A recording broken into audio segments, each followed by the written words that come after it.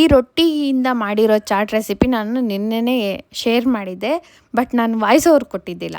But ಕೆಲವೊಬ್ಬರೆಲ್ಲ comment ಮಾಡ್ತಾ ಇದ್ದೀರಾ ಅದರಲ್ಲಿರೋ ಇಂಗ್ರೀಡಿಯೆಂಟ್ಸ್ ಎಕ್ಸ್ಪ್ಲೇನ್ ಮಾಡಿ ಅಂತ. ಸಿಂಪಲ್ ಆಗಿದೆ ಅಲ್ವಾ ಅಂತೇಳಿ ನಾನು ವಾಯ್ಸ್ ಓವರ್ ಕೊಟ್ಟಿದ್ದು.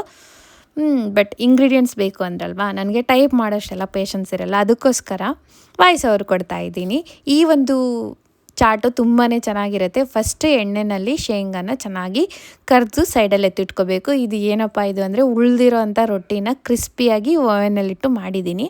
ಆಮೇಲೆ ಒಂದು ಬಟ್ಲಿಗೆ ಹಾಕ್ಕೊಂಡು ಈ ರೊಟ್ಟಿನೆಲ್ಲ ಚೆನ್ನಾಗಿ ಕ್ರಷ್ ಮಾಡಿಕೊಂಡು ಸಣ್ಣದಾಗಿ ಕಟ್ ಮಾಡ್ಕೊಂಡಿರೋ ಆನಿಯನು, ಟೊಮೆಟೊ, ಕೊತ್ತಂಬರಿ ಸೊಪ್ಪು, ಹಸಿಮೆಣ್ಸಿನ್ಕಾಯಿ, ಉಪ್ಪು, ಖಾರ, ಗರಂ ಮಸಾಲ ಇದನ್ನೆಲ್ಲ ಹಾಕಿ ಚೆನ್ನಾಗಿ ಮಿಕ್ಸ್ ಮಾಡ್ಕೊಳ್ಬೇಕು.